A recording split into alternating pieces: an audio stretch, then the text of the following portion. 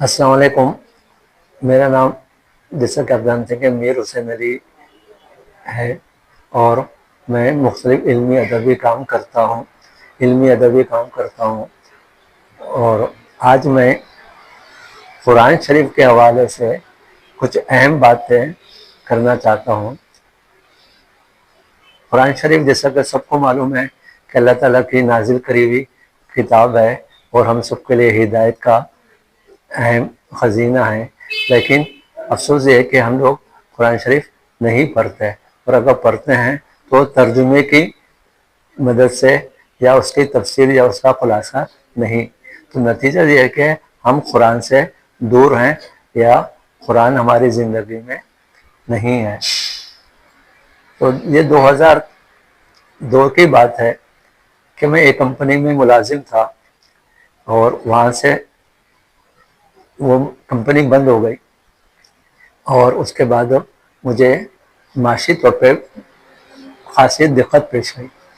تو مختلف جگہوں پہ میں جاتا تھا تو لوگ کہتے تھے آپ کا علم زیادہ ہے، کوئی کہتا کہ آپ کا تجربہ زیادہ ہے، کوئی کہتا تھا کہ آپ کا عہدہ زیادہ ہے، اور اس وجہ سے نوکری نہیں ملتی تھی. یعنی کہ علم موجود ہے، تجربہ موجود ہے، عہدہ موجود ہے، ہنر موجود ہے، لیکن نہیں.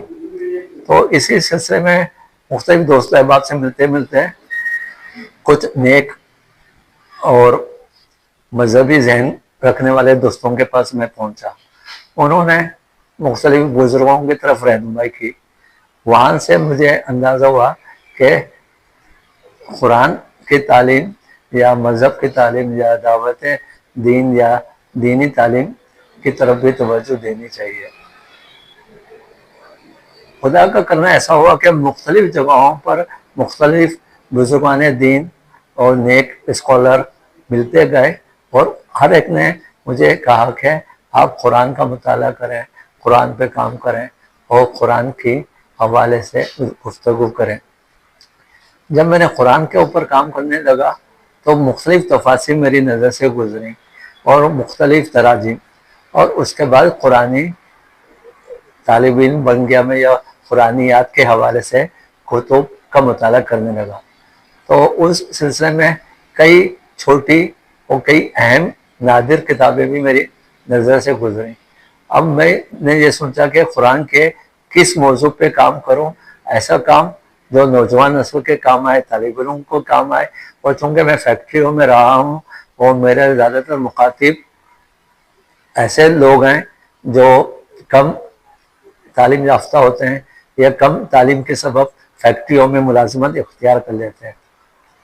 تو جب میں نے قرآنی مختلف کتابوں کا مطالعہ کیا تو میرے ذہن میں آیا کہ قرآن کا ایک اشاریہ یا قرآن کی ایک ایسی کتاب لکھی جائے، یا قرآن کے حوالے سے اس طرح کا سلسلہ شروع کیا جائے کہ قرآن کی ہر آیت کا یا ہر موضوع کا اہم نکات پوائنٹ وائز آ جائے.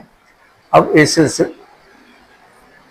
اس سلسلے میں دو اہم باتیں ہوئی، اس کا تذکرہ کرنا بھی بہت ضروری ہے.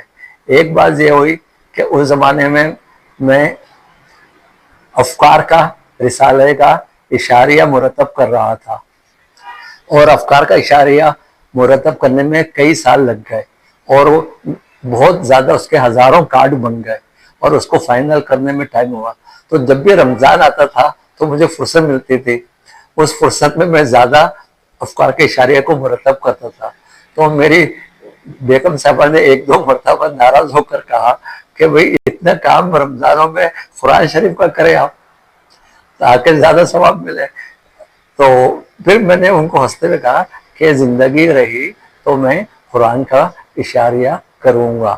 شاید وہ مقبولیت کا وقت تھا، اللہ تعالیٰ کو میری نیت اور میرا کام مجھ سے کرانا مقصود تھا.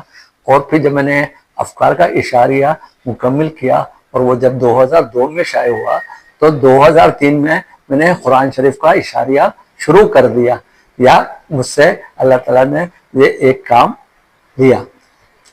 تو اب قرآن کے حوالے سے جب ہم گفتگو آگے کریں گے تو آپ کو پھر میں بتاؤں گا کہ اشاریہ کیا ہوتا ہے، اس کی کیا اہمیت ہے اور اس سے ہمیں کیا سہولیات حاصل ہوتی ہیں. ہم اگلے پروگرام میں اس پہ ڈسکس کریں گے. شکریہ.